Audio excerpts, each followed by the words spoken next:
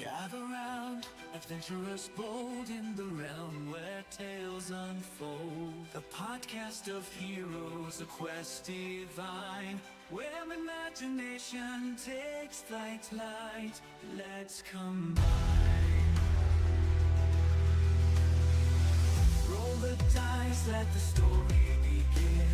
Monsters and magic, the battles within. From dragons to dungeons, a thrilling ride. Action Surge podcast where legends collide. Action Surge, it's time to embark on a podcast journey where dungeons spark. Venture forth with warriors true in the world of D&D. We welcome you.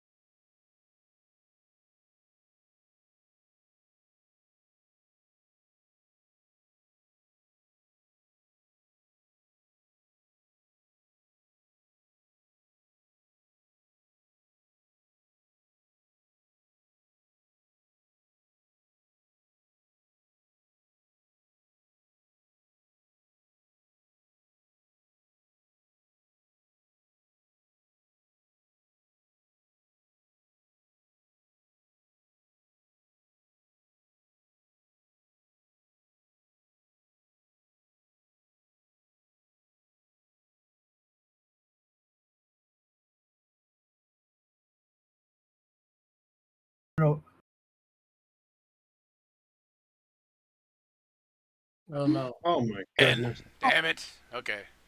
Yeah. Thanks for that, Daniel. If somebody sees us and we got no sound, uh, go ahead and send me a message through Facebook or in Discord if you can, because then I'll get a ping, and I don't get for some reason I don't get a ping in uh, Twitch. I don't know This is why. weird. Not sure why. There's no like, there's like no sound notification that I get a message, and I don't know how to set that up. If I can even do that. Let me see. Actually, I might be able to do that right now. No, I can't because I'm a moron. He Okay, said it. okayest DM ever. Okayest streamer ever. I don't know.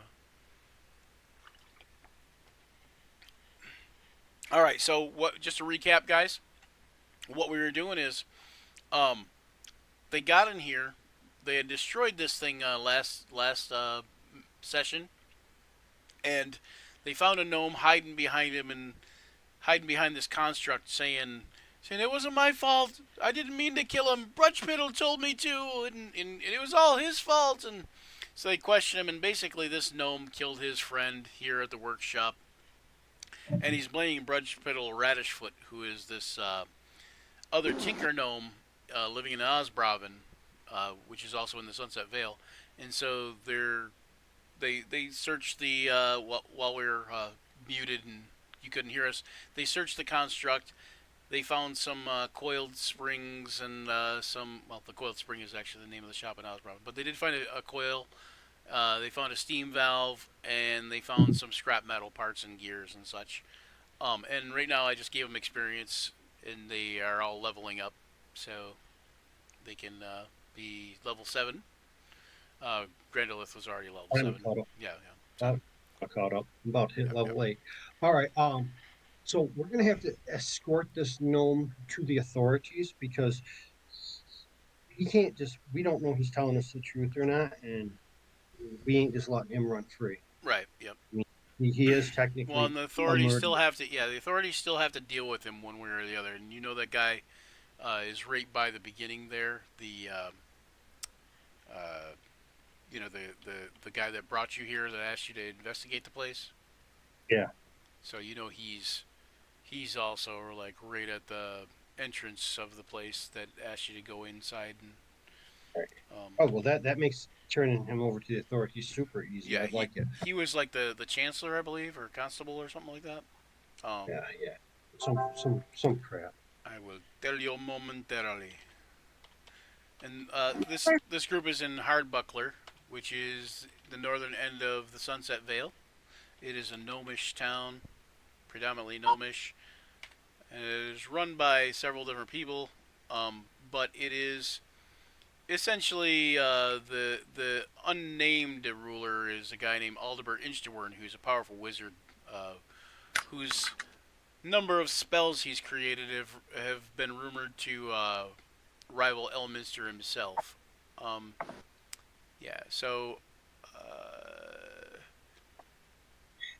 Fake news. Roman Three Shade was the name of the constable that wanted you to help investigate the factory here, Yeah.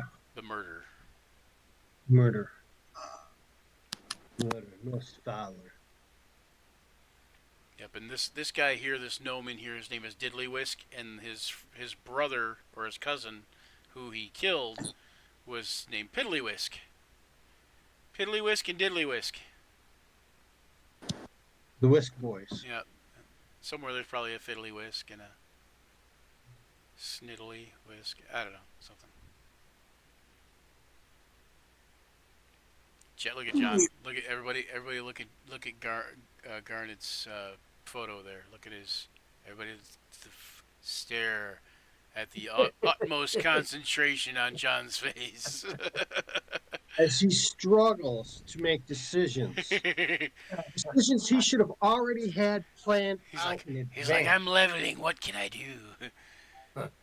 I'm looking at my infusion or my my Oh, artificer infusions. Yeah, yeah.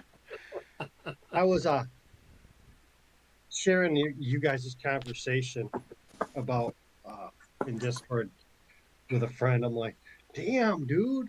And they're like, what? I'm like, oh, Brian just got John. They're like, what are you talking about? So I just read them the thing you said to them, and they're like, they're like, wow, that's pretty harsh. I'm like, yeah, but they're like brothers. So they're so close. So Yeah, yeah, I don't think it came off as harsh as you think it yeah, did.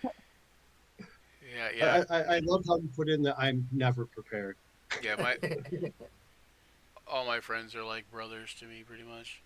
Yeah. All my close friends, anyway. Like, That's what happens when I- good people meet good people. I'm hearing what the shiz. Huh. Okay, I don't know. I'm hearing something. Is it neighbors? Oh no, it's okay. I switched to maps and it's Yep. some kind of muted sound. There's a gnome celebration, but it's spotty. I don't know why is it spotty.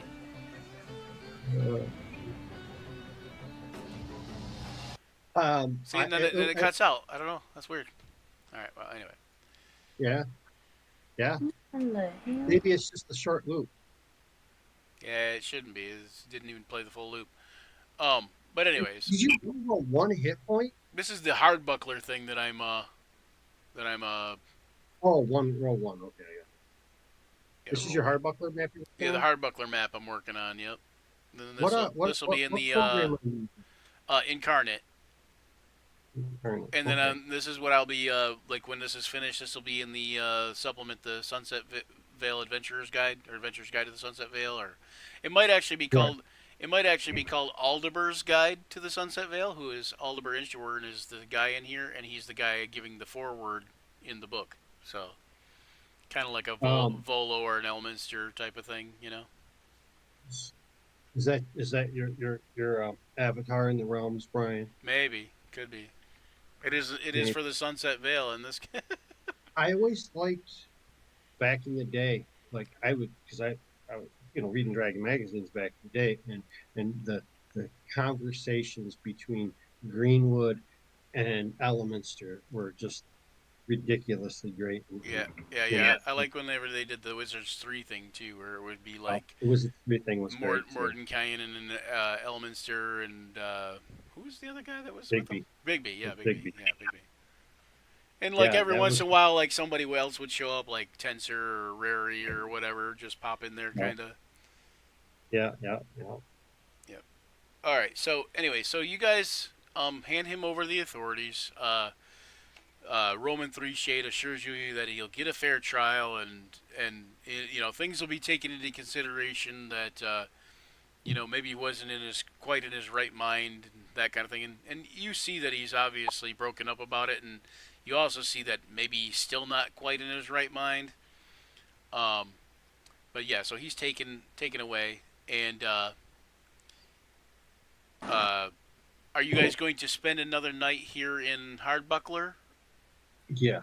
Let these before guys you finish. head out? Okay, yep. So you guys can take a long rest, and you guys will level up tonight, basically. So that's all right. Let me see if I can All right, pop that So back on. before Put you in wait, an inn. remember how to do it. We have it in. Oh yeah, we have it in. There's an inn. Look, an inn. One of them will do it. As it is. Oh look, it's this map is so old. It's got Caius on it, and Pow Pow, and Bash. Wow. Yeah, something weird is going on with the music server for this. Yeah. A little weird. It could be because I got something else going on in the background or something. I don't know. It's weirdness. A little bit of weirdness it is. Get another feat when I love it. You have to think about that. Is it choppy for you guys too on your end, or is it? Yeah. It is stopping. Okay. It sounds like it's just a short loop, and then it stops and starts over. Yeah, it's not though. It's playing like it's stopping partway through the loop and then starting again, Ooh. and it might even be continuing through the loop before it starts. I can't tell though. All I'm getting is white noise. I probably need an update anyway. Well, come on, baby girl. It's like that's a sign from the powers that be saying update your drivers, you tool.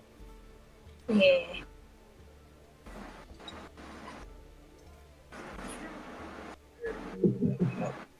Oh, now I moused over it. Oh, there we go. Now it stopped again. I was gonna say I moused over it for a second there, and it didn't stop. It kept going for a minute. Anyway. Anywho, anyhow, anyway. Alright, let me refresh. Maybe that'll fix it.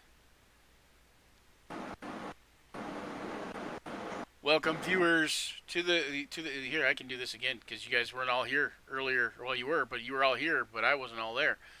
So yeah. So hail and well met, adventurers. Welcome to the realm of imagination dice rolls, action surge, where epic tales unfold, dragons breathe fire, and heroes rise against the darkness. Join us as we embark upon a journey through the fantastical world of Dungeons and Dragons, led by me, Brian Germain, the okayest DM ever, and also okayest streamer ever now. Striving for a level of mediocrity that you could never hope to achieve. Anyways, and accompanied by a band of misfit players, each session promises excitement, laughter, mischief-making, and maybe even a touch of danger, and the aforementioned mediocrity.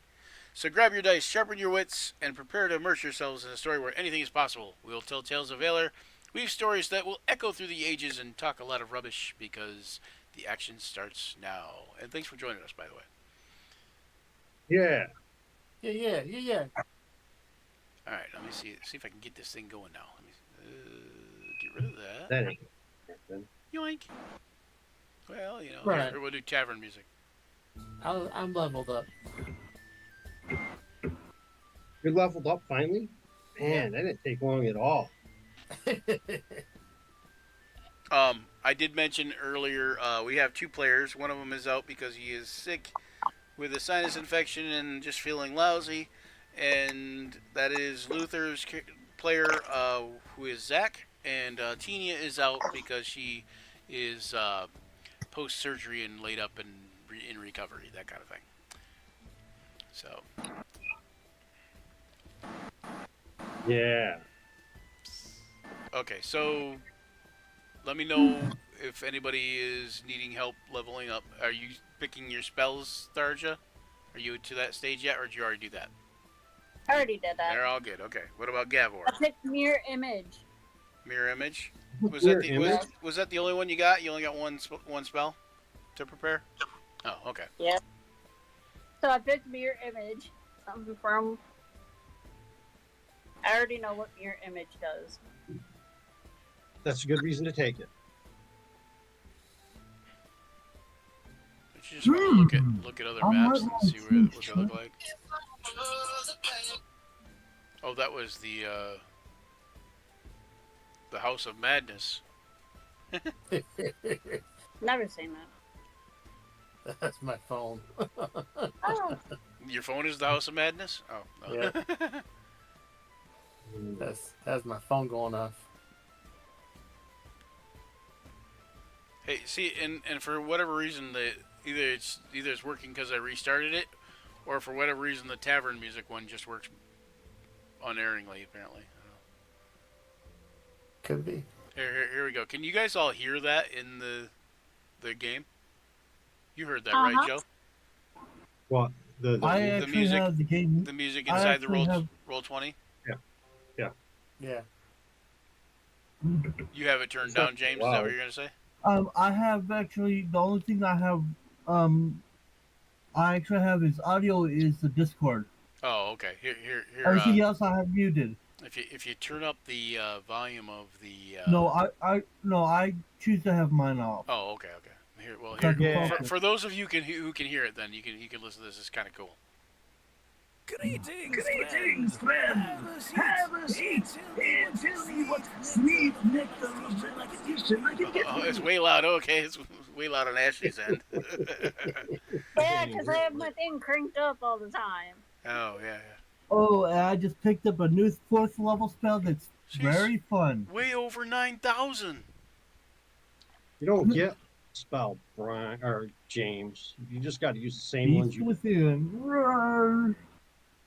All right, so Osbraven. Do we even have a map of Osbraven for here? We should, right? Yeah, oh, there it is.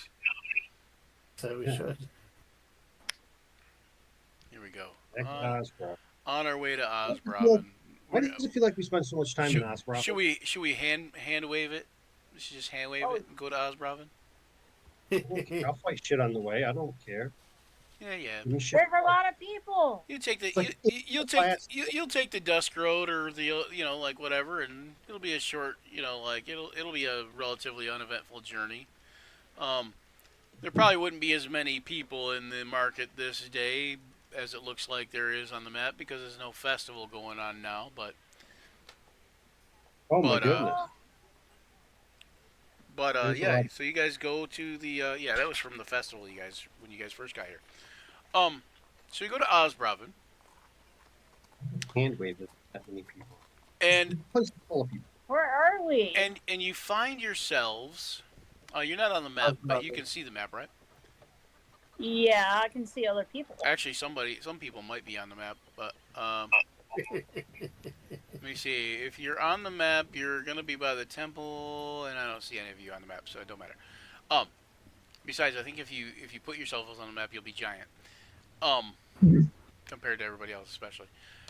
At any rate, so you find your way to a small little shop that you're aware of, called the Coiled Spring. It's dark. In the wrong spot. I will put you guys in the Coiled Spring. Hang on one second. What in the hell is going on, D20?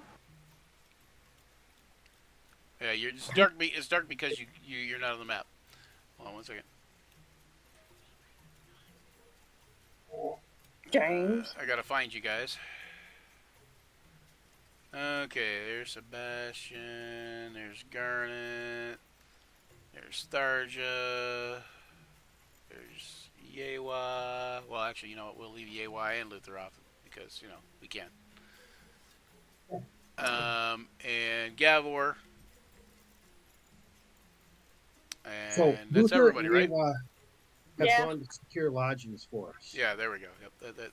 They're at the inn securing lodgings, and putting any excess stuff that you guys don't need to like take with you in a room, kind of to store for safekeeping or sell it. Yeah, Yeah. don't want to carry too much.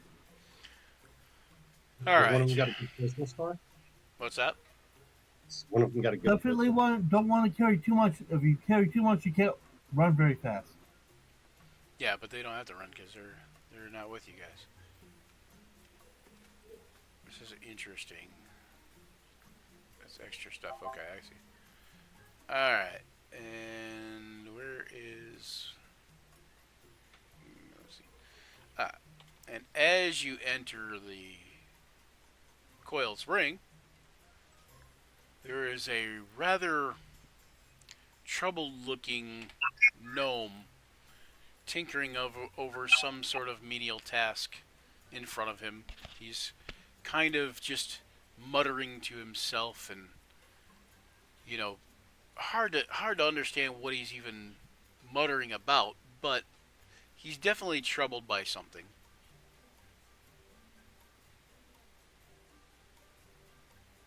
Wonder what he's troubled by. What was that gnome's name we're supposed to be looking for? Brudge Piddle Radishfoot, who is the owner of this particular shop. And Gavor and Grandolith, I believe, are the ones that remembered that. Yes. Yeah, I think we've been here before. Yeah. Yes, you have. This is where this is actually where Pow Pow built Pow Pow 2.0. Yeah. This I brings don't back remember memories. nothing. And this is where Bash found Pow Pow 2.0 under this tarp, actually, right here. But you guys wouldn't know that per se. But Brudge Piddle Radishfoot was sort of a mentor and allowing Pow Pow to work at his shop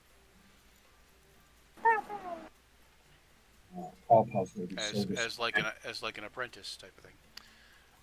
So yeah, so you guys go in there and you see Brudge Piddle like tinkering over stuff, and Hey, Grudge Pedal. He's like, oh, hello? It's What, been a while. what can I do for you, sir? He says, oh, it has been a while, I suppose. I don't recall, maybe. Yes, I do. I don't know. He seems a little confused by the whole scenario. Grandulus, could you please explain to the... Hey, Dirt Holla! Thank you. Thank you for dropping in. Yay! Yeah. What do you want me to do?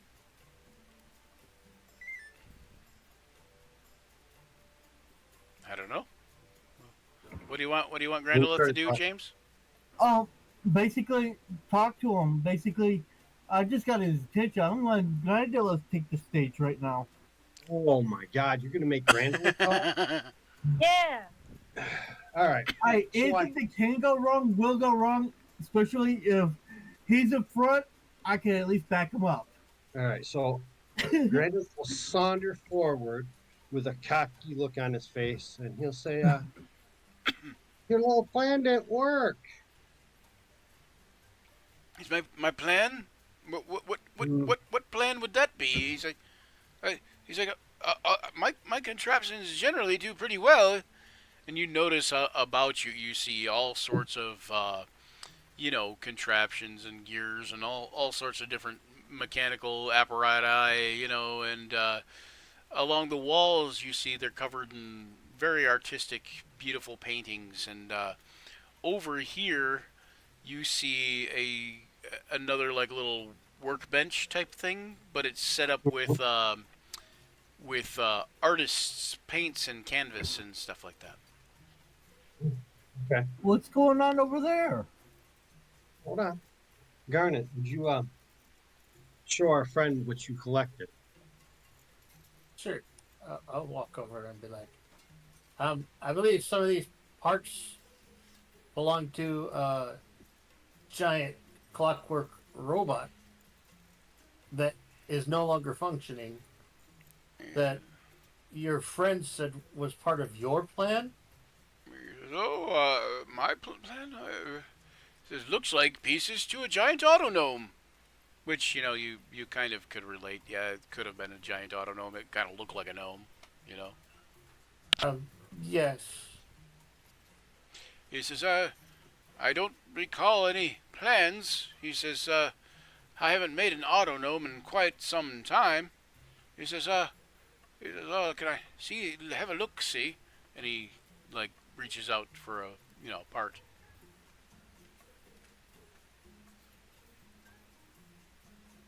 I'll let him take a look. He says, yeah, nope, that's not mine. He says, he hands it back to you. He says, see? And he points to what is very, very small but intricately stamped into the metal is a very ornate W. He says, this is the Whisk Brothers craftsmanship. He says, very nice. He says, perhaps nicer than mine, but I do well. But why would they try to have all this evidence come through you? Are they trying to run you out of business? He says, what now? What evidence? What you said murder? No, I did not say that. Whoa. I thought John said it. Nope. I could have swore John said it. Yeah, I could have said, or somebody said we have something of a murder, something. No, yes. One of you did say that. One of you did say. You said I have this thing or whatever in a murder, And so, okay, then if you didn't say that, then he didn't say that either. But I'm pretty sure one of you guys said that. I just said a plan. Yeah, we said the plan. I thought somebody said something about a murder anyway, but okay, so then he didn't say nothing about a murder if you guys didn't say anything about a murder, but I could have sworn you did. I'm going to rewind this tape later. We murdered this machine. Like it's on a tape. Anyway, but alright, so. Yeah. I got to rewind. I got a pencil. I'm going to turn this thing backwards. Like an old cassette tape. For those of you watching, Oh. cassettes are something that existed long ago. Mhm. Anyway. So okay, Land so he yeah. says I don't know which plan you mean. He says I don't think they used one of my plans to build this. There was a very scared gnome that was running this auto gnome, as you so call it, that murdered his friend, and he said it was your plan, and something about a hag. He says murdered. You say, and he looks and he says, you notice like he gets a little bit of a gleam in his eye.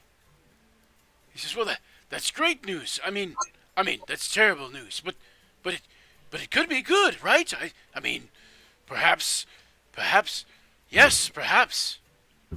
And he starts like kind of fidgeting around like more hurriedly, and looking around his his office there. And I would like interrupt him by yeah, reaching out and grabbing him by his straw. okay. If that's possible. When he gets to grab anything, trying to have a wand of fireballs in their face. Okay. And then what? I'm gonna be like, why don't you tell us about this? Hold on, I'm going to Grendel. Why don't you tell us about this hag before I tell you about this blade? And I pull my Yeah. dagger menacingly. Gonna try an intimidation? Can I? Yes, you can. I Give me need to try to Give me intimidate that somebody. intimidation check. You know, Randall is really good at intimidation. Oh, I can even make it even scarier too. Ooh, 16. What's the total? 21. Okay. He's like, well, you're not, you're not supposed to know about that. There's a lot of things After we're that- not supposed to know. He says, but hags are just things of myth and fairy tales. They're not real. Oh, Ooh, really? over at You sense, Randall or you sense, Dabbler? you sense without an insight check of any sort that he is very much lying through his eye teeth. I'm Yeah, gonna- he's I'm gonna scared. He's scared glance poopless. over at Dabbler and say, Dwarf, have you ever had roast gnome? No, but I can let the beast inside of you out. Kind of getting hungry. That is a big oven right there. Okay, hang on one second. So, you do what you do, another beast within transformation. Oh Oh, dear. well. You imbue a willing creature with a touch of lycanthropy. So who are you touching? Yourself or? No, or I said I touch myself. Wait, no. I said I could make you a lot more Sorry. scarier Stupid. if I'm so Brandon stupid. I wants to. Okay, all right. So he's asking if you want to fail a save and or No, you gotta. or be willing to become a lycanthrope. Absolutely. Okay, so you're gonna turn Right, into like yeah. werewolf looking. Yeah. All right. He says. Okay, the hag she offered to help me and oh, you weren't standing there. Oh, thank you for coming. I desperately need your help. He says the hag she offered to help me and well. He says, here, just follow me, and he says this way, and he kind of like tries to kind of struggle from your grasp. I don't know if you're gonna let him go, but he kind of tries to head toward the back and like have you guys follow him, like slow enough for you to follow him, and Oh, kind of oh, motions yeah, I motions for you Brandon guys go would this be way, the this first way. one because I'll hold pretty him sure up the just so his stair- feet barely touch the ground, Hmm. but I don't let go of him.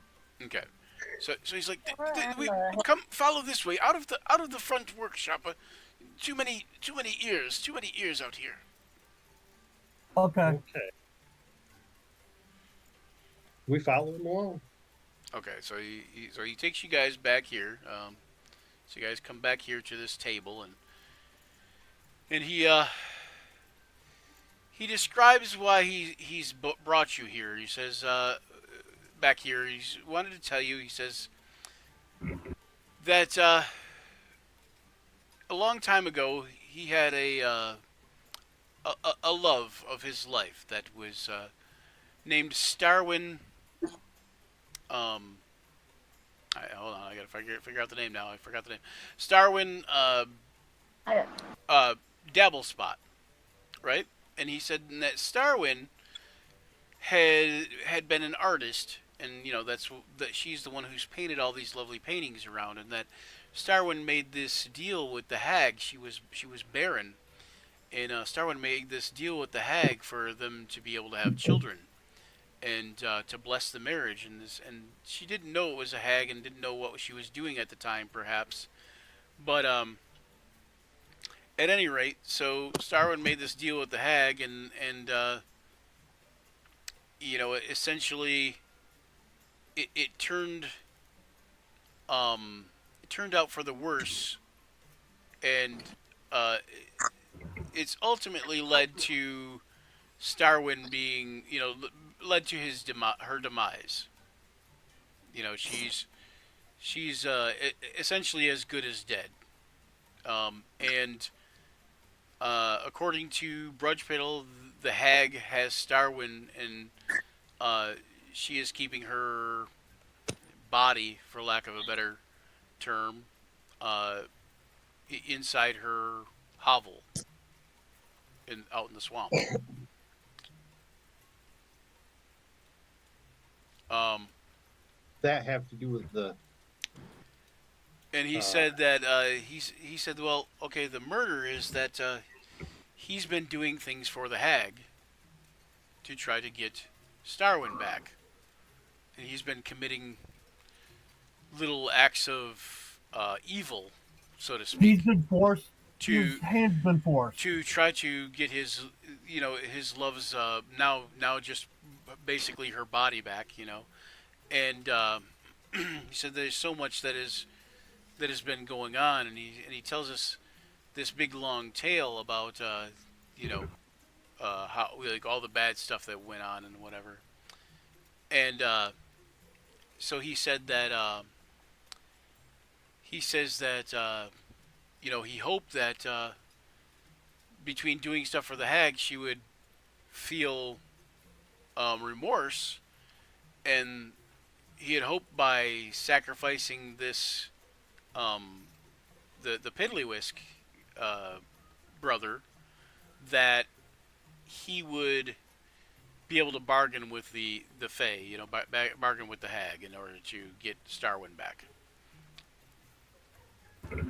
As you guys are sitting there talking, and he's telling you this crazy long tale. It is a big long tale, and I can give you like the gist of it. But basically, it's led to Starwin's soul being trapped somewhere, and her body is being basically a husk, you know. And as he's going through this thing, you hear a strange buzzing noise, and you hear, like, you see something out of the corner of your eye. Something strange catches your eye. Go ahead and everybody make a perception check. I have advantage on that. Thank you. I love it. I like this spell, James.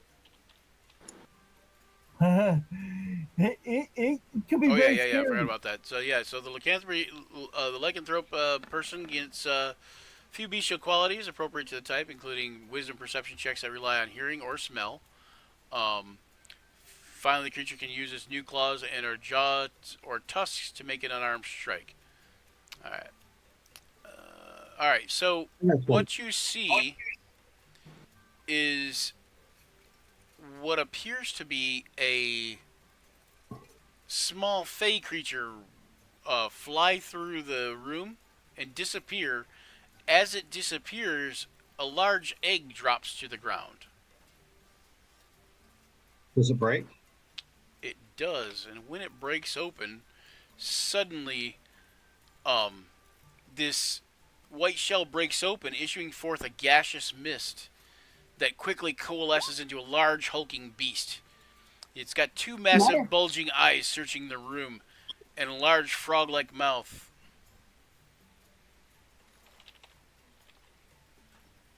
Oh my goodness gracious! It drips like a viscous, disgusting mucus, and its eyes lock on the gnome, on the tinker, and it just sort of leaps at him. Now, 1 second. Being I'm standing where I'm at, I'm going to try to put myself in between the gnome and the frog creature because I need more information. Alright, let's see.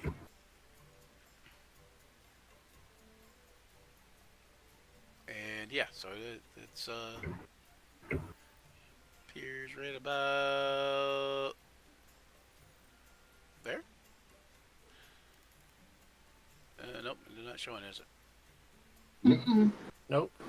Alright, right about there. Oh, Wrong there size. he is. Wrong size. There, right about there.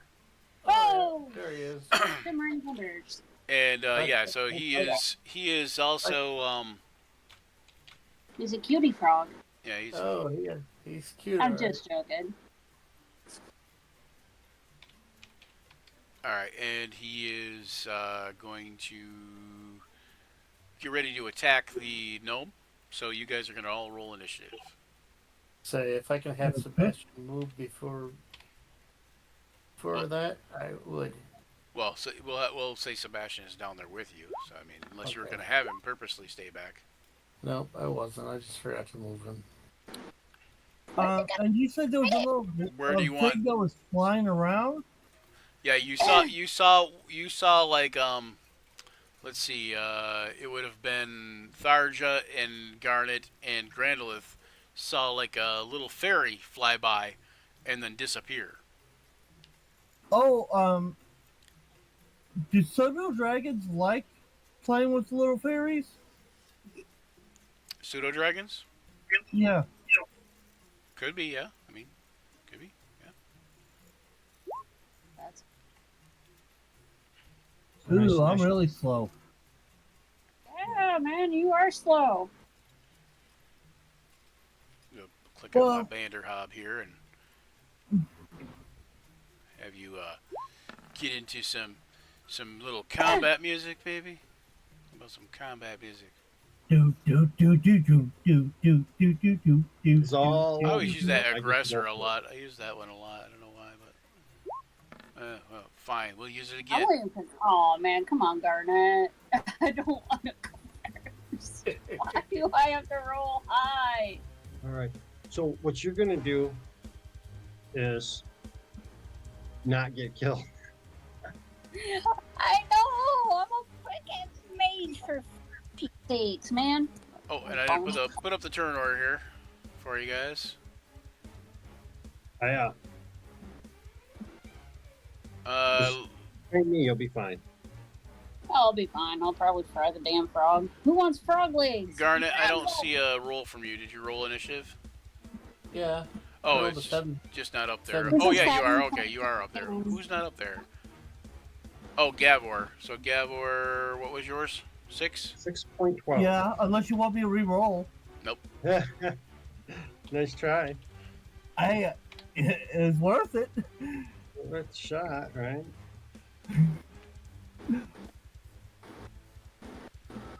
All right.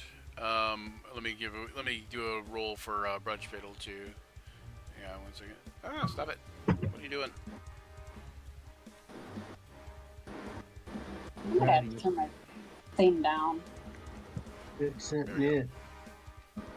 Put that in there. Give him a roll. He's probably just gonna run, but He ain't gonna run. I- On my first watch. I'm at the gnome. If you let him run, but if he is right next door. He is also right next door to Grandolith, so he might not be able to run. He won't be able to run. He has to get through Garnet's bear. Right? Better. and he has to get Oh, away. yeah, He has to get away from Grandolith's grapple. If you know, Yeah, and Grandolith's going to go Grandolith is first a though, so he beast might at not the be able moment. to. All right, so Tharja, you're going to be up first. See this large frog-like hulking thing?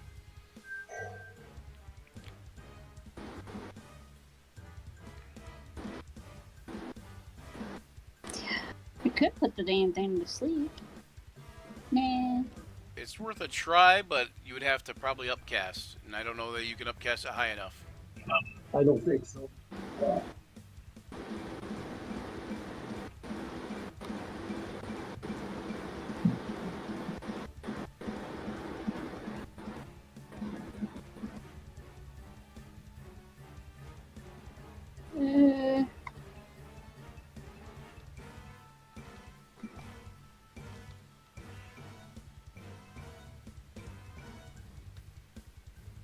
could do it. Nah. What if I do firebolt? What? How big would that be? Firebolt or fireball? Fireball. Fireball is a little bit different than firebolt, but let's see. Let's give you a It's enough to fireball. cover the room. It's either that or freaking. Well, I like this. There we go. Fireball would be about this big. Now you could make it so it didn't hit you guys, so like there, but it would set the Yeah. shop on fire. Fuck. Yeah. So no setting it on fire. This firebolt. And so like it would set the shop on fire, and you guys are in the shop, so the shop would effectively be burning down around you while you're fighting this thing.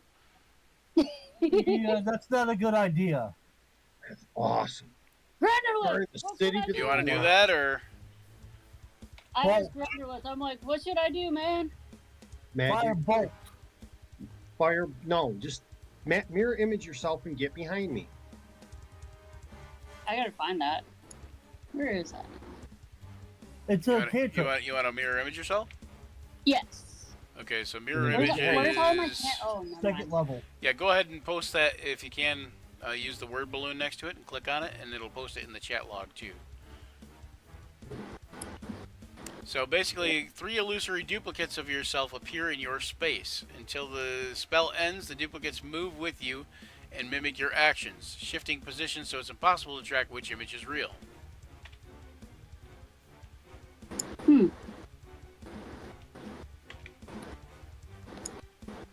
So the real me will be behind Grandelith.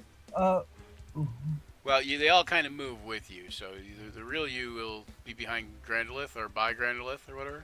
Yeah. Or back here, are you saying? Yeah, right here. Okay, so then they'll kind of move with you, is what the thing is. There you go. Hey, there's Shadow Clone Jutsu! I'm gonna hand the dwarf over to Tharja, or the gnome over to Tharja, Okay. and I'm going to move into engagement range.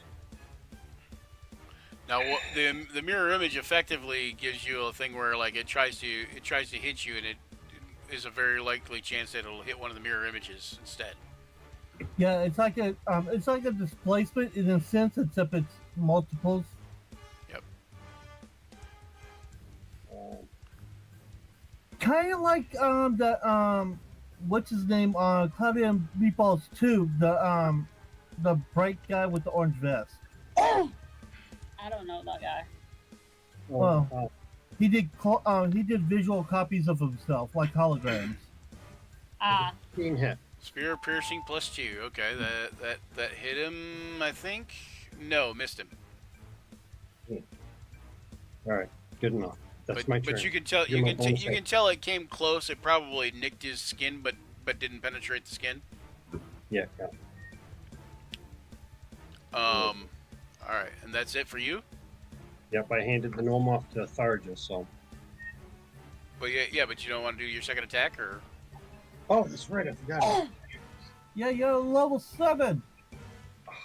Gosh, I forgot things. I'm not all knowing. All right, that's a hit for 9 damage. And I'm spear and shield currently, so good luck hit. All right. All right, and next is Brudge Fiddle. Tharja, are you going to be menacing? Or are you going to look like you're going to try to protect this gnome? I'm gonna protect the gnome. Okay, so he is going to move over closer to you and hide in this corner. What corner? Oh, they have that. Yep. You know, you doing all And you then the Banderhob goes. Okay. Eeny, meeny, fettuccine. Okay, so hold on. I'm gonna have all my clones like go like right here and defend everyone.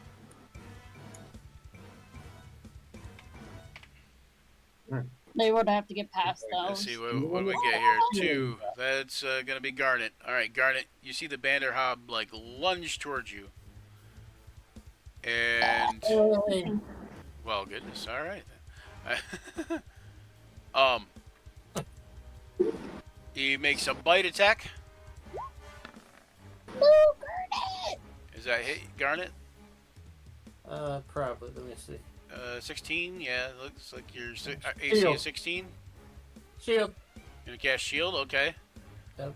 Alright, so that's a reaction, and you avoid that attack. And then you see its tongue whip out, and it tries to, like, wrap around you, but it's kind of, like, repelled by the shield. Let's make shield attacks. That's funny.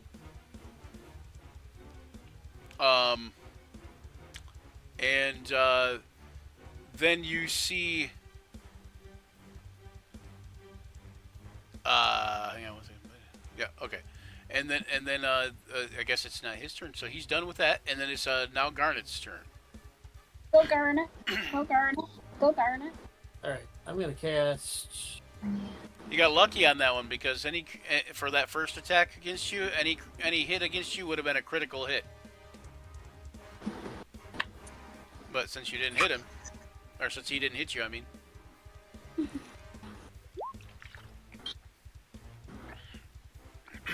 Grease. Because he has this. Ooh. Grease, you're casting it under him? Yes. Okay, I think I have a Grease token. If not, I can grab one from the web real quick. Ooh, magic back. Ooh, Grease, here we go. Bloop. What is it, 10 by 10? I believe so. Yep. Oops, 10 foot square. that's 15 by 50. Ew! Oh! Yeah. It needs to make a dexterity saving throw. Alright, deck save. He falls prone. Failed. Okay, yep, so he is prone now. And let me just double check, make sure he's not. Yep, he's not immune to prone, so he is prone. So any attacks against him that are in melee range will be at advantage. Any attacks that are ranged attacks will be at disadvantage. And then I'll move there. So that it should be an advantage +1. Yep. That's soft stacking advantage, yep. It'll be advantage and then advantage +1 from flanking with Grandolith. Now if you moved over one more too, John, you notice if you moved over to here one more, then you would also be flanking with Gavor. Oh, okay. Not that you wouldn't get an extra advantage from that, flanking, but Gavor would get the advantage when it's his turn. Then I'll move over a little more.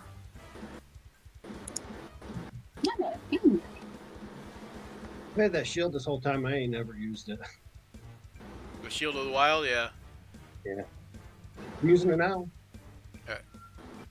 Yeah, I guess actually that extra 2 armor class is going to make a huge difference in this fight. Yes, it will. Yes, it will. All right. What are you doing, Garnet? Anything, or are you just, Go ahead and pretending to do something? scimitar. It's a nice hit. Is that at advantage? Yeah.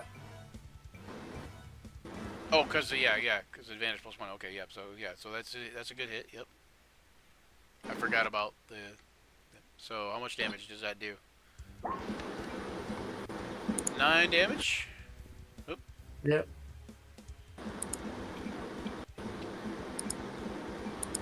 I don't know why it's rolling twice.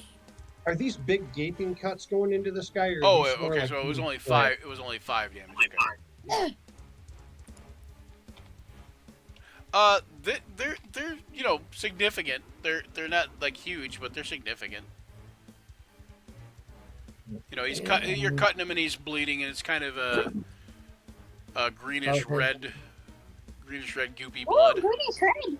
Isn't that orange? Are two lights. No, brown. Green and red, brown. Yeah, probably more of a brownish color. Yeah. Ew, he's bleeding diarrhea. Ew. It's a Gorgothan. Shit demon, shit demon. Kinda, yeah. Not too far off there. He's like if somebody created a homunculus and it grew out of control or something. Try to hit him with Escalate homunculus. advantage.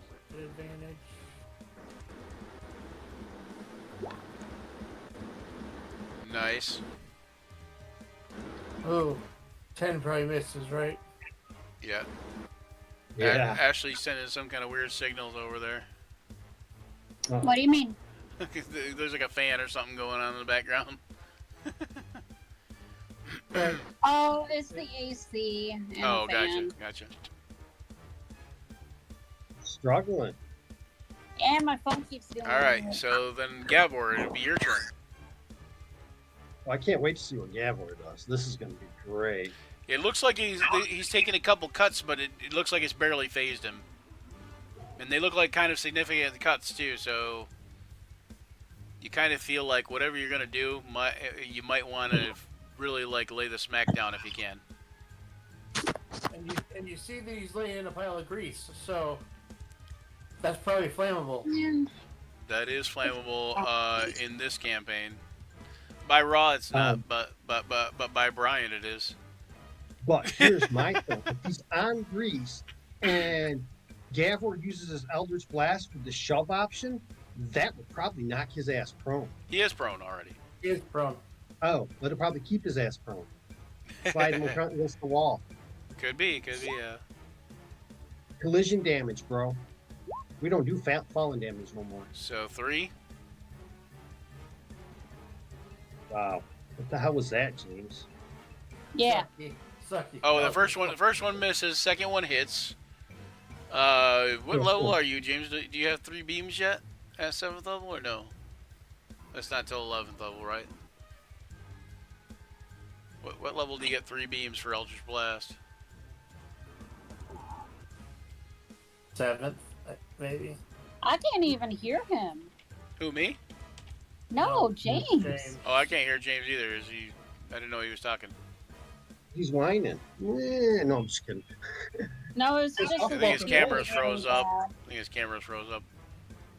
No, that makes Here, sense. you know what? We'll do this. There he goes. He's moving. Oh, he's intermittently moving. We're gonna do this.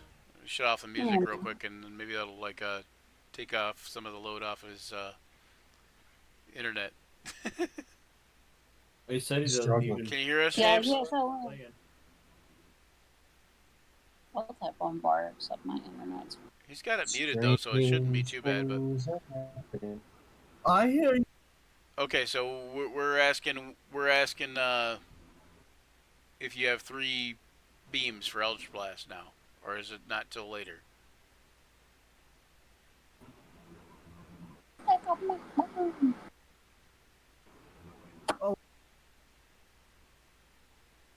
I believe it's at 11th level. Am I still probably. good?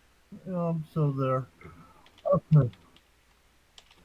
Dude, you're on the Yeah, table. he says he hears us, but then he can't hear. We didn't answer anything I just said. So yeah, 3 beams at 11th level. Okay. Anyway, so yeah, so no, he only has 2 beams. You missed one of those. You did 1 point of damage, James. Well, you know, Yeah. Are you using anything? I seen you backed up. He is a half caster. He will take at a disadvantage. He will take a swipe at you with his tongue. Oh, that's too bad he's a It was disadvantage. a disadvantage, so it's And- 11 to hit, so he misses. Beautiful. That's beautiful. By a hair. Yeah, because your AC's only 12. I All right, and then so next up is going to be Tharja again. Now it's time to shine with that ray of Now frost. it's what? So now Ray it's of your time frost? to shine with a ray of frost or something. Or fire, Let's see if I have Ray of Frost. or you could firebolt firebolt him. Set the oil on fire, and then we got the same problem we had with the fireball. fireball. I did it. Look For shits and giggles, dudes. Well, the floor is stone. Oh. I mean, that wouldn't be the exact same problem, but you know. I did a 12, and I just gotta click it. 11. That is a miss. Fuck. Yeah, that's not good. You guys are. I'm still gonna. You guys are having a protect rough the round. hallway with my gnome. I think next round. I think next round Luther and Yewa have to run in. I think maybe. Hold on. Hold on. Slow your Loser roll. just comes in and Grandola's tries like to do Grandola's it. like I can do this. I can do this. I am up. It is my turn. I can click Go, that. Grandolus! I can click this now because of where my teammates are standing. Yep, you're at advantage. And I Oh, can, hey, you did forgot to do your force power Ren too last time, John. I missed. Oh, okay. I didn't. I thought you forgot. All right, 22 is a hit. Okay, so we'll do a little damage. All right, that's better. And 13. then second attack. All right, that's also a hit. For another 6. All right, how's this guy looking now? He is still looking pretty rough, or pretty, like mean. Pretty unfazed. All right, so action search. Can we just barbecue this? Frog? Action Eat 'em? surge. All right. Yes, he needs to be barbecued. Needs to be lightning bolt. That's what he needs. Or lightning bolted. I think next time I'll But try see, the that. thing is, with lightning bolt, it goes 100 feet, and it will bounce. No, it don't bounce at 5e. I don't think. Man, It goes action. 100 feet. Yeah, it Yeah, does it go doesn't out. bounce. Some of the line, Brian. Some of the lines. That's a bonus action, right? Let me double check. I believe it's an action. I believe. Hang on one second. What is it? The Golden Lions. Oh, yeah, it might be an action. Except for yours aren't golden, right? They're Right. The shadow. shadow. Yeah, shadow Ooh, lions. I would like Got it. crossbow it. Figure you want.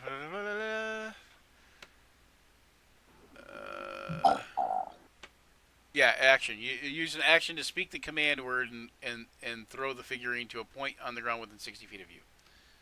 I drop one to either side and say, "Hither, thither, come." Okay, so you can use your action to summon the lions. All right. Sorry, I'm just reading. Let's see. Do I have a?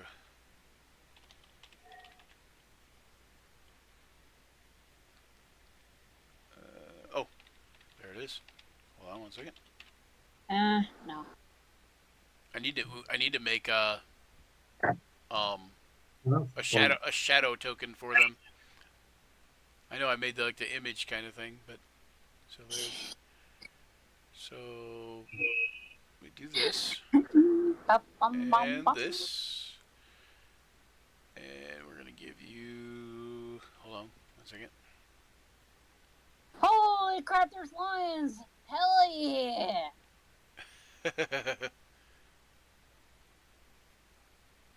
How do I do Grandolus, this here? can I ride on one? Can I pet the kitty?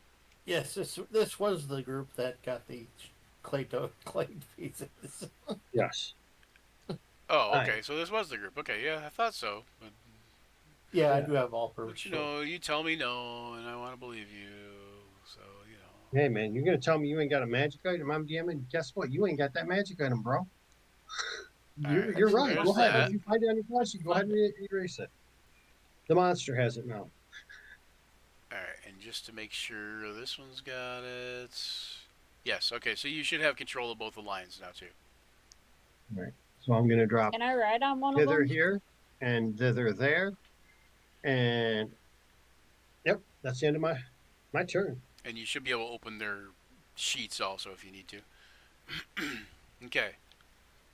I'll make a token and stuff up for them later or whatever. But Turn thither. yep, the shadow lion tokens. All right, so that's your action. They do not. Hang on one second. Figurine becomes a living creature if the space where the creature would appear is occupied by other creatures or blah blah blah. Creature is friendly to you and your companions. It understands your languages and obeys your spoken commands. Mhm. If you issue no commands, the creatures defend itself but take no other actions. So they don't have any kind of summoning sickness. So Attack. you can have them attack this round if you would like. Very well, then they shall attack. All right. Oh, and I do love the fact that they have pack tactics. They do have pack tactics. They have a couple cool abilities lions do. Yep. Okay, The so leap thing is really advantage. really awesome. Advantage. And we have can't move that far. How many attacks does he get? Claw, bite? One or two. I'm not sure. Hang on one second. So it'll say like if it says multi attack at the top of actions, no. So just one bite or one claw. So they get one attack. But if you see, it also has a pounce ability. If the lion moves at least 20 feet straight toward a creature and then hits with a claw attack on the same turn, that target must succeed on a DC 13 strength save or be knocked prone. If the target is prone, the lion can make one bite attack against it as a bonus action. So since the target is prone already, you can make a claw attack and make a bite attack as a bonus action. Claw attack. There's a bite attack. Ooh, nice. Okay, that's a crit on the second one. Yeah. The first one's a miss, but the second one's a crit. And that's D6 Nice plus fight. 3. 2 dice. Wait, D8 plus 3. 2 dice. 8 plus 3. It's not letting me just hit the button to. For bite? Yeah, there it is. Yeah, there it is. Yep. There it is. Didn't do it the first time. So 7. Then all right. Then the other lion Hmm. will claw and bite as a bonus action. And those And are it both looks like- misses. Them are both misses. Yep, All right. Yep. So I still did a little. That too early. claw is real close because they have it. You know, since we do the staff stacking, they would have advantage +1 because of being flanked and prone. So that claw is real close, but the rest are not. All right. Well, very good. We've done what we can do on our turn, and I've made a lot of. And now you might not need Luther and Yewa to run in because you got a little bit of extra help there. We do. All right, so Brudge Piddle stays. Actually, Brudge Piddle is going to attempt to hide. I'm going to actually have him attempt to hide.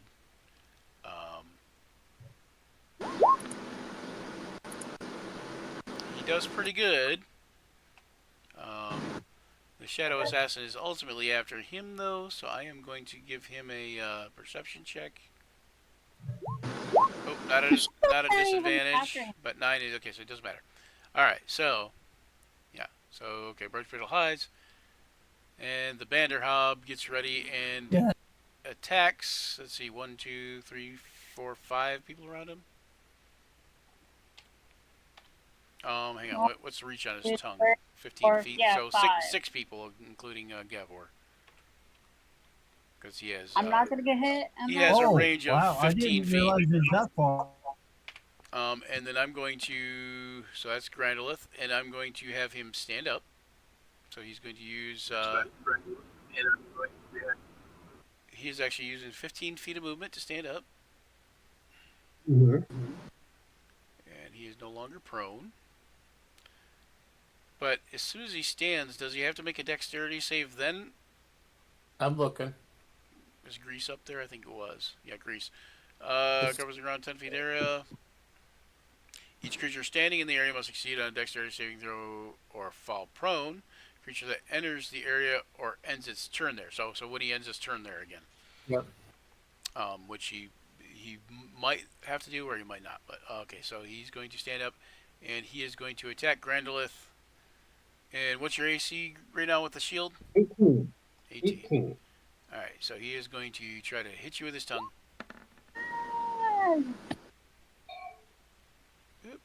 25. Anything to say about that? Oh, talk about going for some. All right, so you're going to that hits you, and you're going to take 8 necrotic damage and make a DC 15 Strength save. Hold on.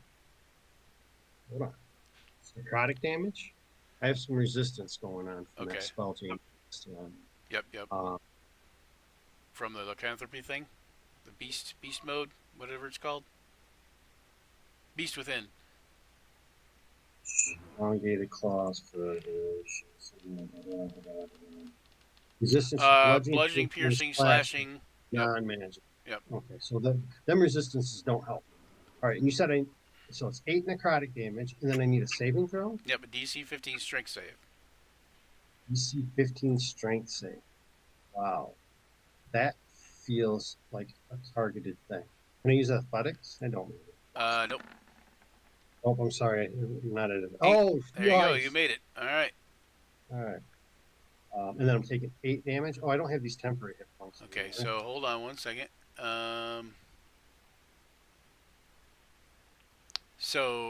So then you, I believe, failed to save the target's nope, 1 second.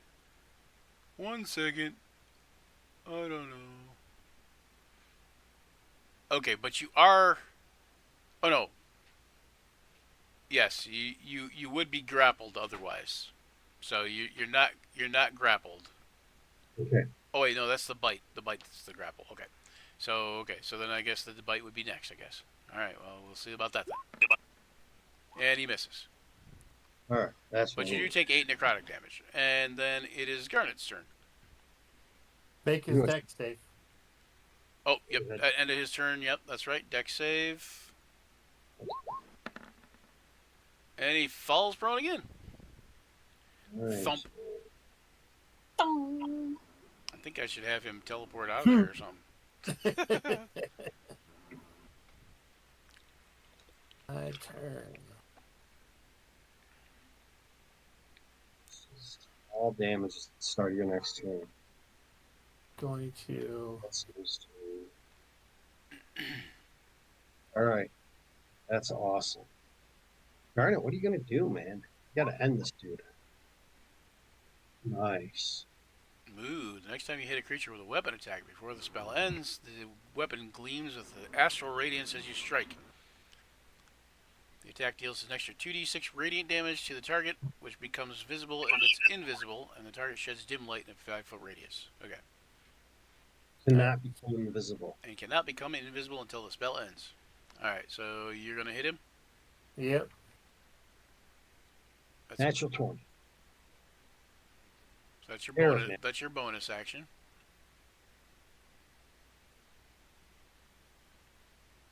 Hit him with a scimitar. Not my best weapon, but Good enough. That's gonna hit. For 6 plus 2d6 radiant.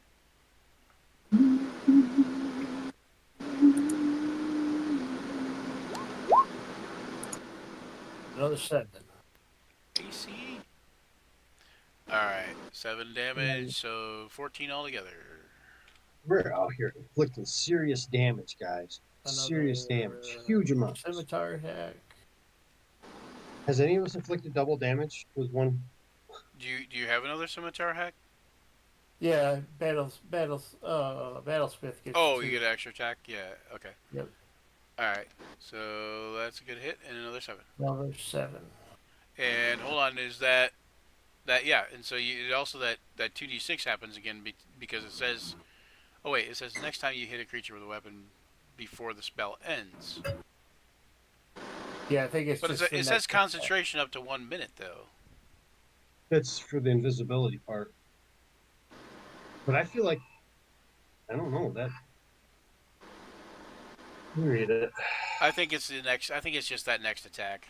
Yeah, I think it's just the next attack. What too. is the next time you hit a creature with weapon attack with the spell ends, the weapon gleams with astral radiance and strike. The next time, yeah, so it's only the once. And then the concentrations for this. For the invisibility. Right. Yep. Well, and also the concentration is if you didn't hit, it would stay going Right. until you did hit. Right. Yeah. Right.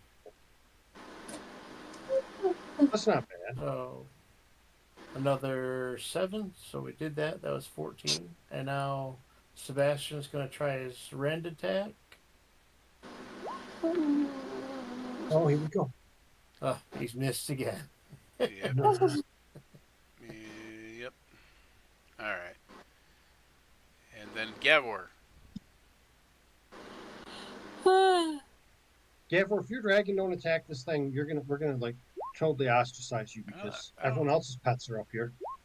Yeah, I think you can actually attack with your dragon, can't you, Gavor? Because it does like you're one back to thing the to it. chain. Those are both hits, and that one's much better for 11 damage. Nice. Are you pulling them towards you? What? Are you pushing or pulling him? If you do, you're gonna push or pull him over somebody. It could be me. I'm like far up ahead. No. Okay. I'm leaving it right where it's at. It's already in a tough enough spot. Yeah, it is. It's in a bad place. It's not. Yeah, Not bad place. it's not a good fighting position. That's for sure. I mean, Bad. every time he stands up, he falls back down. Unless he moves himself out of there. Slips on the old wheel. All Want to right. set the on fire, Well- but I can't. The end of the round, and then Tharja is up. What you gonna do, Tharja?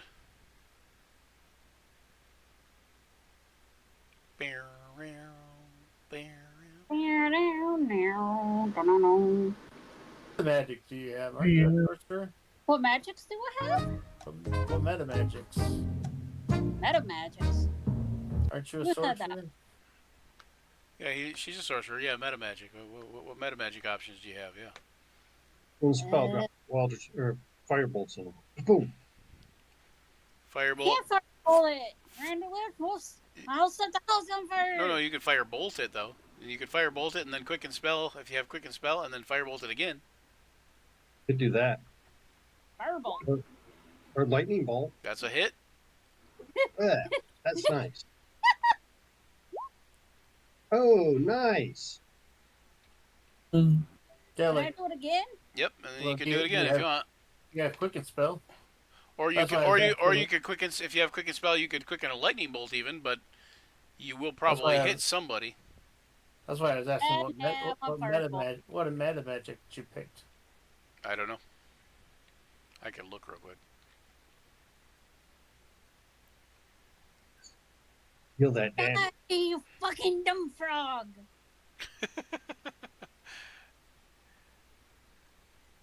It's a frogamoth. No, I'm just kidding. 15? Ooh. 15 fire damage? Stop playing Why? over there. Why did it roll 2d? Oh, cause she. Oh, duh. You Because you're at took that level. level. Yeah, you're Yeah. at that level. Okay. Yeah, Wow, nice. Okay, minus 15. like this serious Wow, damage. that's a good firebolt there. All right, so let me look at your meta magic options. You have not flexible casting. That's one of your normal abilities, but you have quicken spell and subtle spell. I Well, used the okay. quicken spell. Yes. Yep. All right, and you may have gotten a meta knew magic it. option at this last thing and not realized it and didn't pick it, but we'll see. All right. Grinder, can I set the house on fire? All right, so yep, Grandolith, you're up next. Let me double check and make sure she wasn't supposed to get another meta magic thing at this level? 6th level, yeah. Or 7th level. 7th, yeah. Granddad's gonna set the house on fire. All right, I'm up. Yep, you're up. Alright, How tall is the ceiling in this building? How tall? What? Is the ceiling? The ceiling of this floor is about 15 feet above your head. Oh, is the creature I'm facing? How tall is it? Yes. When it's standing up, it's about 8 to 10 feet tall. Oh. Never mind. All right. I am going to. Right now, it's laying down prone, pretty much struggling to get back standing up. All right. So I am going to teleport here. Okay. Yep. That gives me resistance on all my attacks next round. So any attacks on me, I'm going to have resistance. I am going to. What kind of?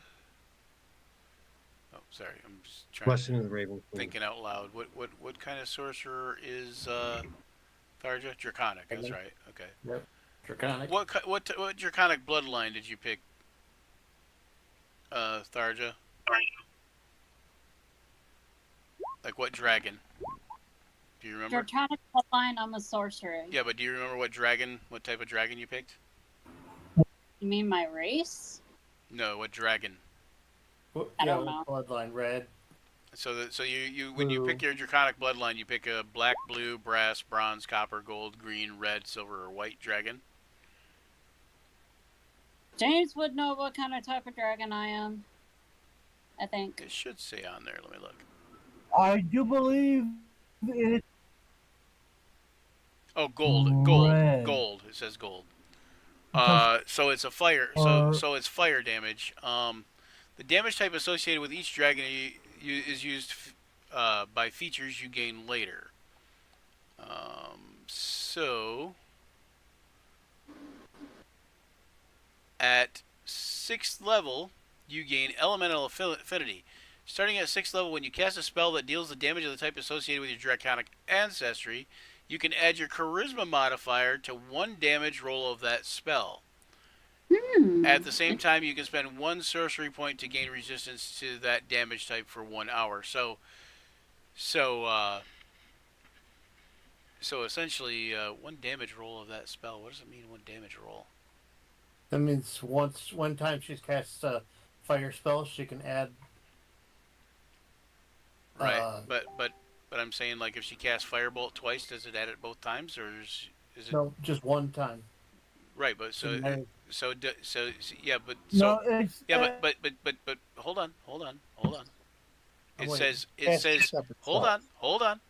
Let me finish. It says you can do that 1 time. So you only get to do it 1 time in the entire level of 7, and then that's it, and never ever again in the career of the character, because it says 1 time. It doesn't say 1 time per short rest, 1 time per long rest. It says I'm 1 assuming time. I'm assuming it's once per. I'm assuming it's once per long rest. No, I think that's going to be a short rest, in my opinion. Honestly, it's a sorcerer. That's kind of their thing. Sorcerer. Yeah, then I'd say once per short It's rest. weird. It Because just then says 1 damage roll of that spell. It probably says it right in another description somewhere else, but because they missed Well, it. at any rate, what's your charisma modifier? I'm gonna look real quick here, because you would have added that damage to any firebolts. Well, to the 1 firebolt at least. So 4. Right. So another 4 damage anyway. I'm gonna look into that because I think that should be something more than just 1 damage roll. I'm wondering if it's like, yeah, I don't know. It's weird.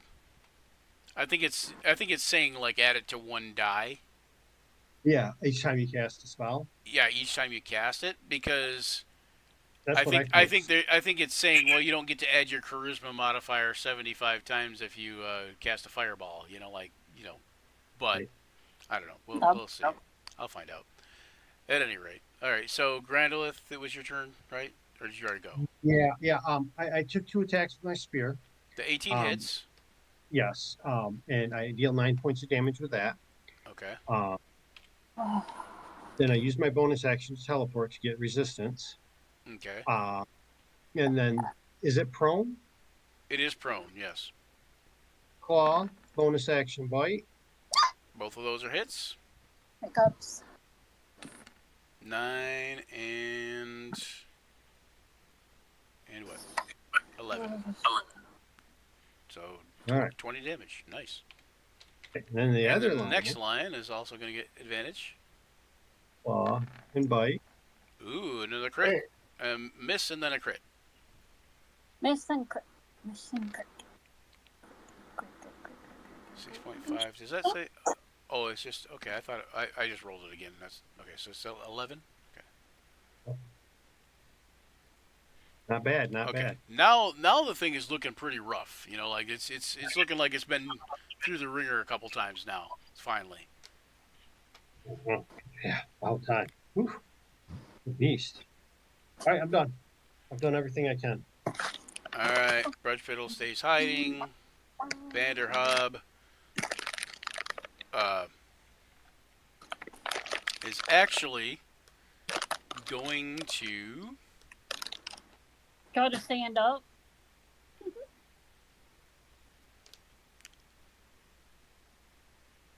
Yeah, he'll try to he'll still use 30 feet of movement to stand up. She's just gonna fall on his butt again. And then what he does is he tries to bite he tries to bite one of the lions. Oh, And I think he still missed. that no. What's the lion's Sounds what's so the bad. lion's AC?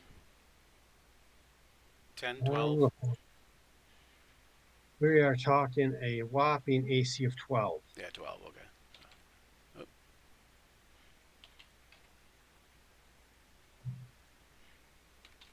All right. Oh, not 121 armor class. That's a little high. All right. All right. So he misses, but then, he disappears, and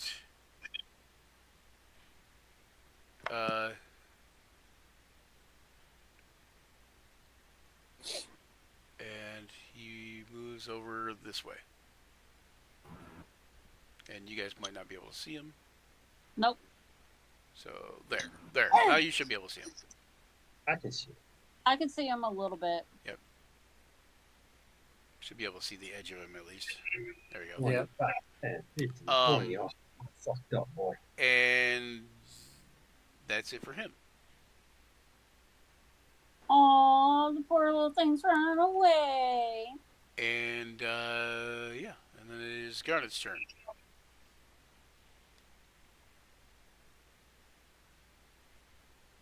I'll move right there and actually use the weapon that I'm good with.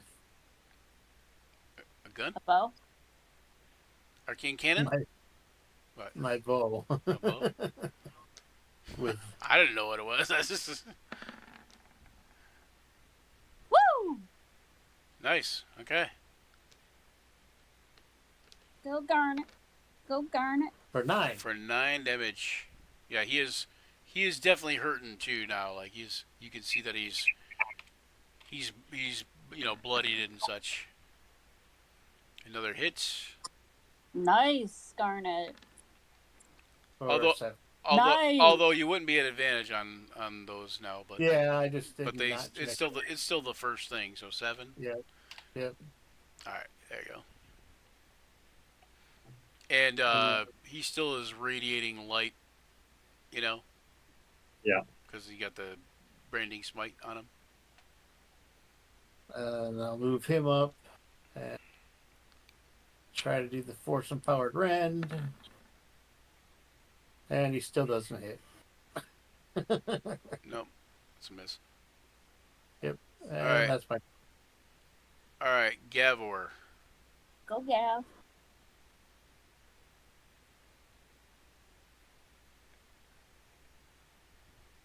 Can we hear Gavor?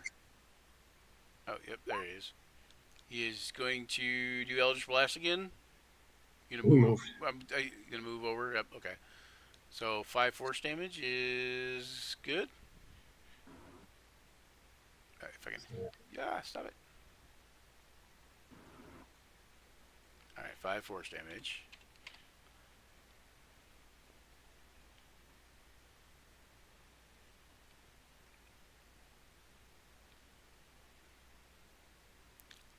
Another 7. Oh wait, that's a miss. Yeah, that's a miss. All right, so that one misses, and yep,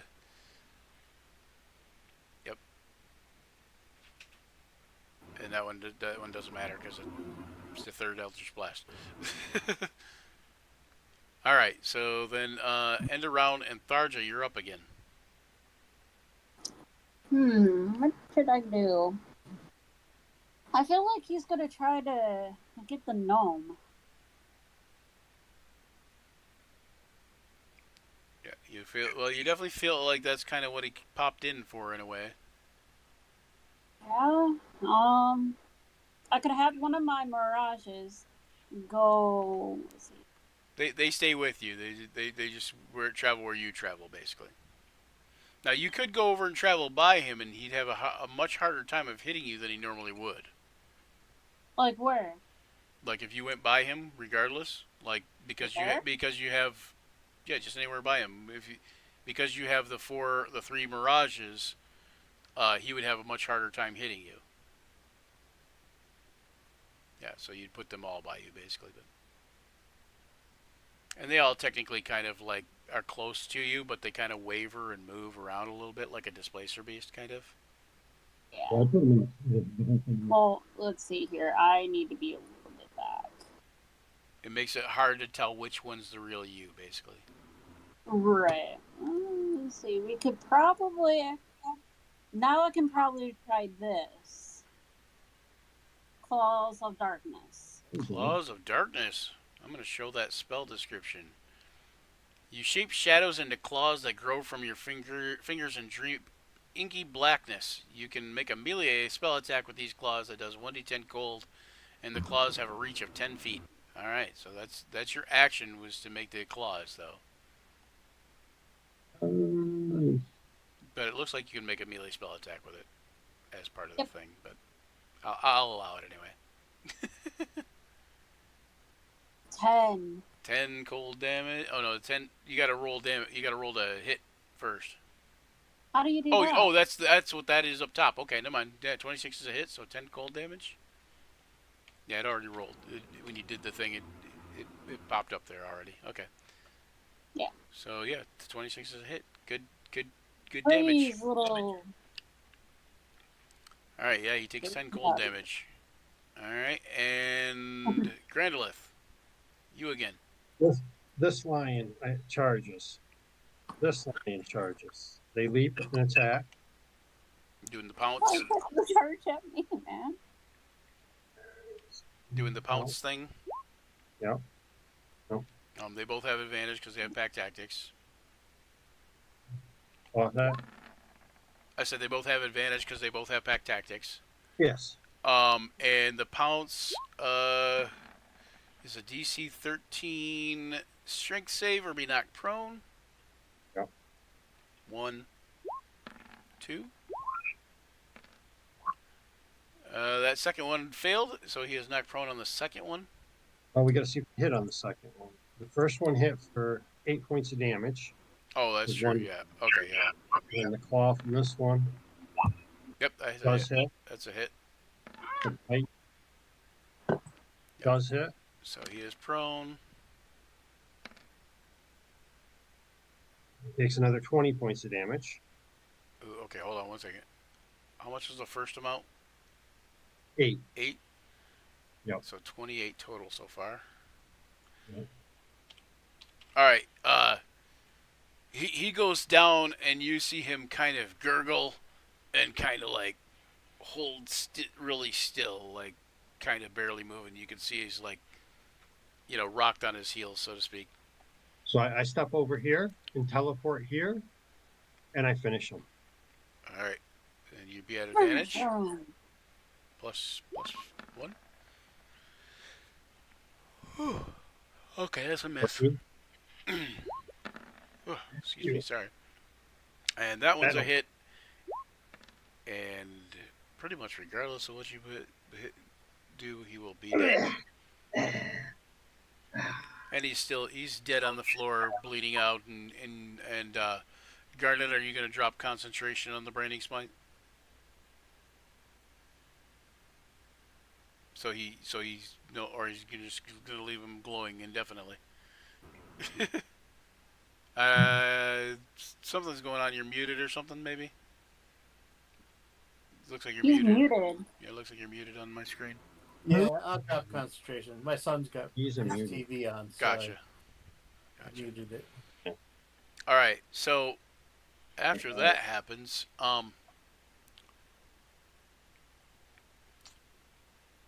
yeah. So, 1 second.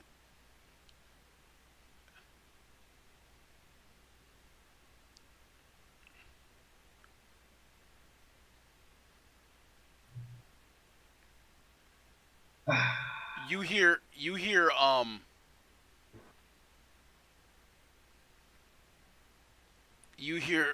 like a really high pitched kind of like that, just like it sounds like a little girl kind of angry that she didn't get a cookie, I guess, for lack of a better term. Where's Why that? are you trying to kill this gnome? Please don't throw another egg. Nice. Where's it coming from? This noise. Up this direction. I'm gonna look that way.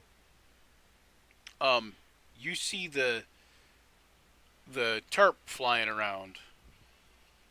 Hang on 1 second.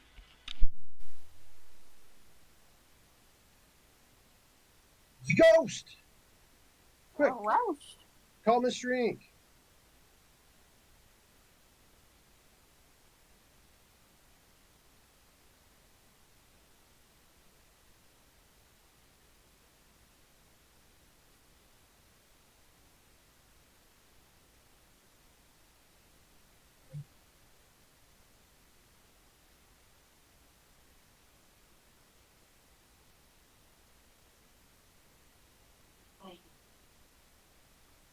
Thank you for saving me from Kevin Owens last week. Into this on the law.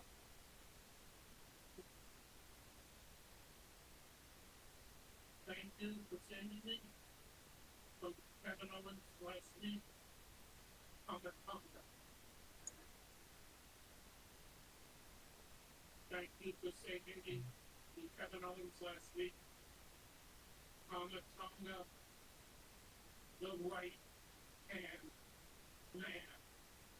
Hey. Sorry about that. Had a important phone call from the dentist people. Okay, sorry. What was that you said, Joe? Huh? I said it's very, very quiet. Yeah. So basically, you see, you look up that direction. What's your passive? I'm the wrong thing here. Your passive is 12. Tharja's is 13. Garnet's is 15. Garnet, as you guys are looking around, you don't really see a whole lot of anything. But Garnet, you do see this tarp right here. Like, looks like the tarp has got like movement under it. Oh, the I'll- part. I'll move over towards it and be like, "Are you that thing that we saw flying through earlier?" You hear something like, "Mind your business. This is all his fault."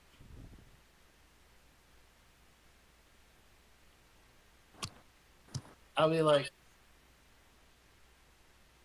"Why is it his fault?"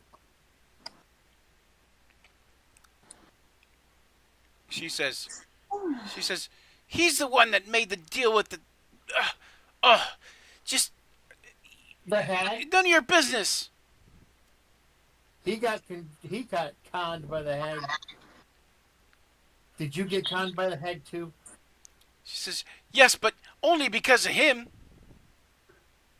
It wasn't him. It was his love.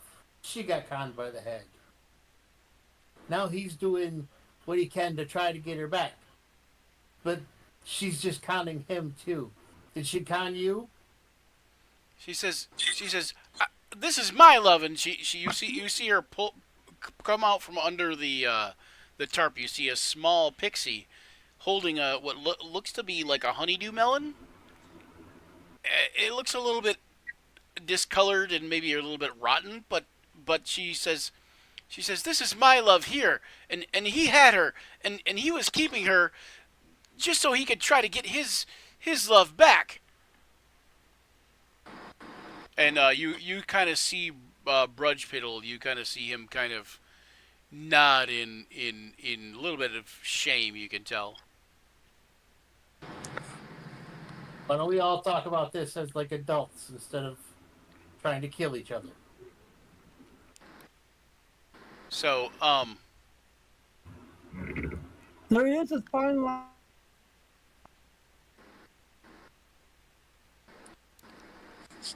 so basically, okay. So she says, fine, but I'm not happy about it. And she says, and and I don't want you trying anything. And she turns invisible, and like she fades out of view. And she says, say your piece. She says, the hag tricked me first, but she tricked him also, and he stole stuff.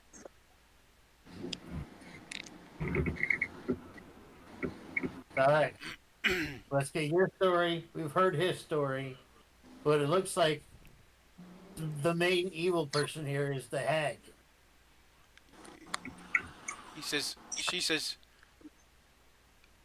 when I had to do it though.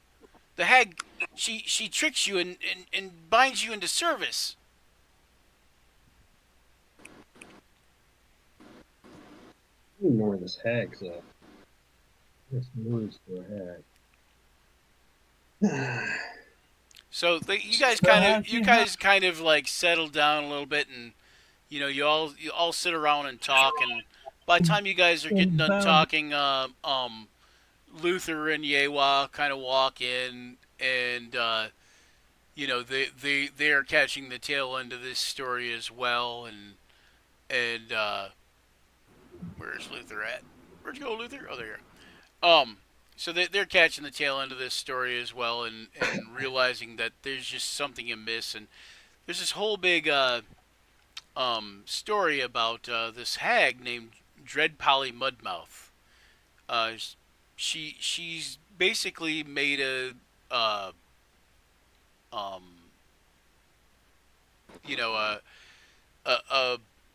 a pact with Brudge Piddle.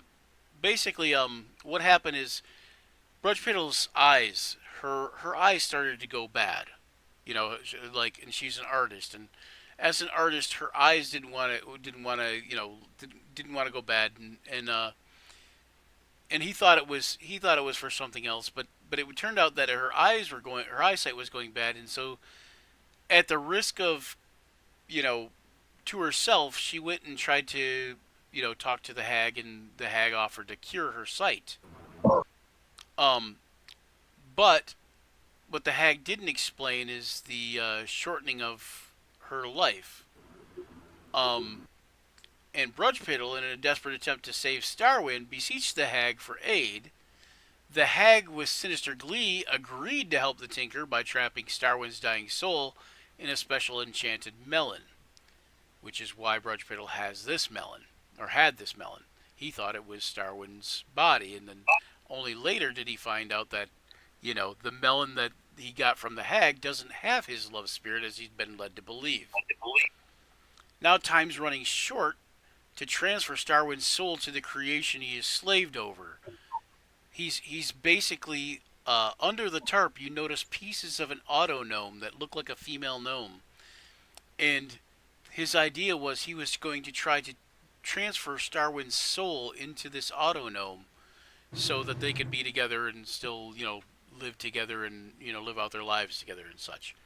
And so the Tinker's desperately seeking assistance, to try to figure out how all this went wrong.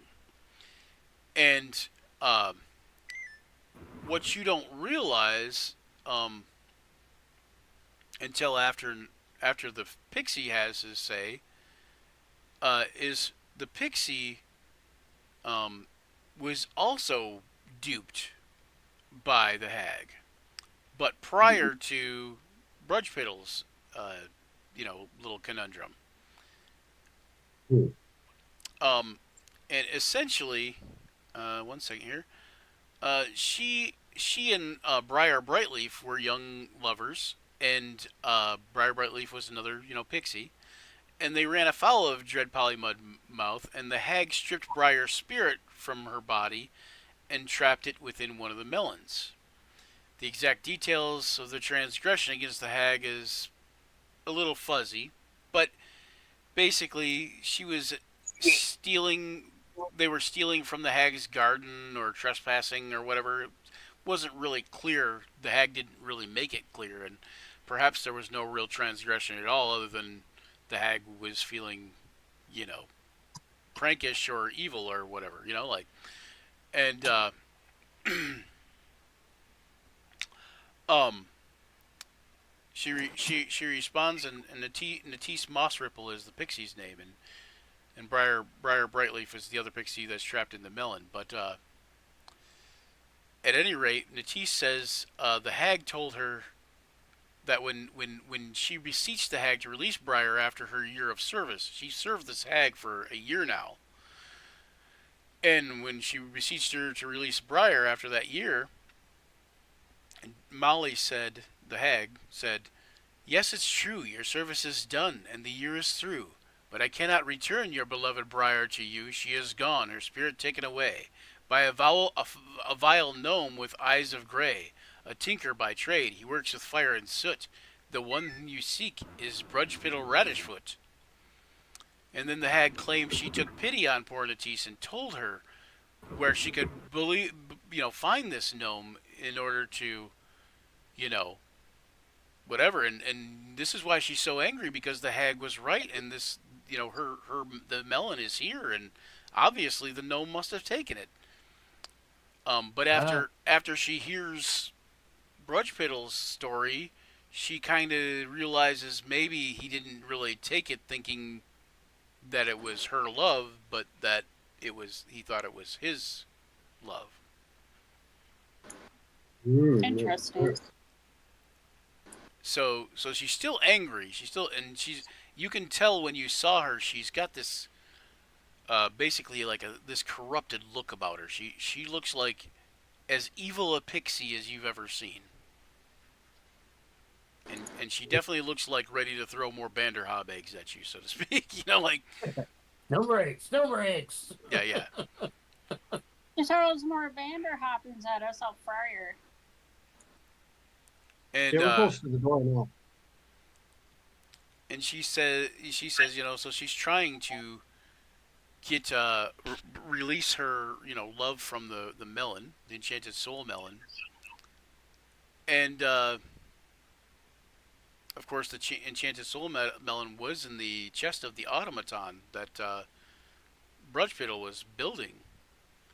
But Brudgepiddle needs the chest, the actual melon that belongs to him, in order to make the thing work.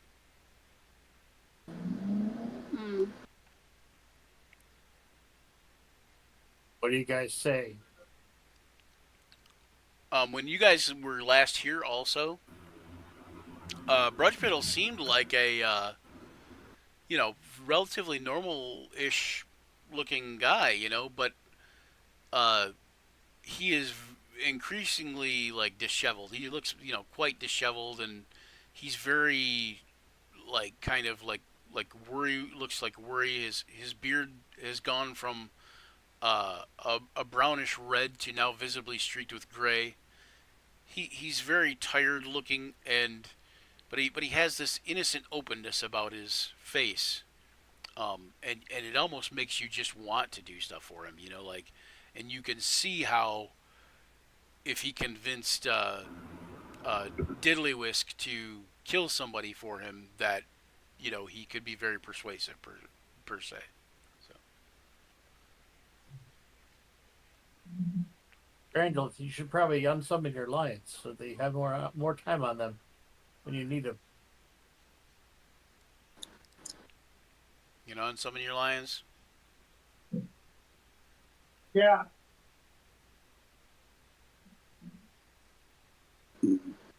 Okay, so how many are out there? There's 6 of you. So hold on, let me see here.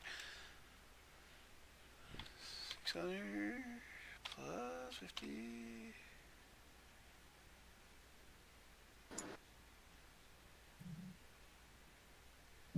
Plus 600 plus 1800.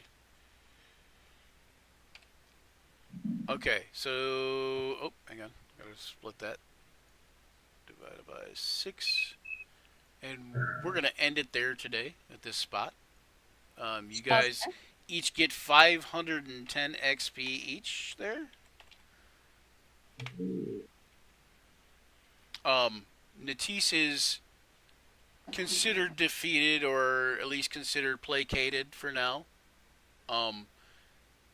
Under the auspice that she believes that if you help Brudgepiddle, you'll be helping her.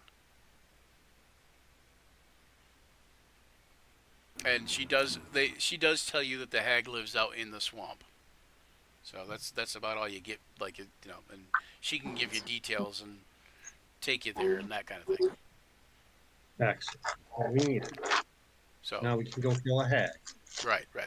And so that's where we're going to end it. And thank you, everybody, for joining us here on Action Surge, where imagination collides with the roll of the dice. We battle fearsome foes and forge unforgettable memories together. As the session draws to a close, remember the journey never truly ends. Keep rolling those dice and weaving those tales. Farewell, adventurers, and don't forget to check out Action Surge 5e on all our platforms, including Twitter, Facebook, YouTube, etc. Give us likes, subscribes, follows, all that good stuff. Feel free to join our Discord server. Feel free to check out the game down below here, the Watcher of Realms. Join the guild, all that good fun stuff. And until next time, may all your actions surge. And we're gonna jump to the thing here. Right. Sweet. Gather round, adventurers bold in the realm where tales unfold. The podcast of heroes, a quest divine, where imagination takes flight. Let's combine. Roll the dice, let the story begin. Monsters and magic, the battles within. From dragons to dungeons, a thrilling ride. Action Surge podcast where legends collide. Action Surge, it's time to embark on a podcast journey where dungeons fall. Venture forth with the warriors true in the world of D&D. We welcome you.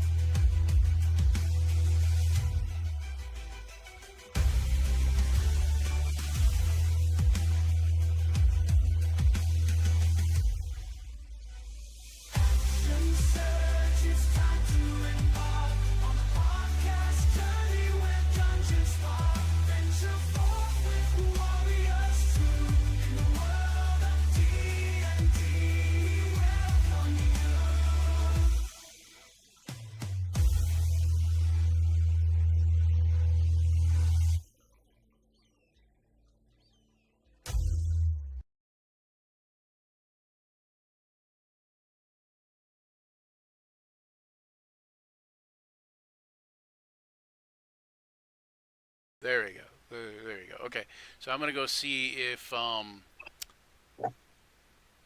Nikki that used to be on our stream. We'll see if Nicole has a thing. What is it? Fate of the Dice. Yeah, Fate of the Dice. So, fate of the dice. Oh, wait. I'm going wrong. Fate. Let me just type fate. And it's. Oh, I remember. It's X fate, right? X fate of the dice. X of the dice. X. I think that's how it goes. Oop, I spelled it wrong, of course. I'm There we watching go. Let's see. Is she on? No, not yet. Will come to you asking for it. So All right. you- Well, they won't be on until later. So, okay, I was gonna raid them guys. You know what?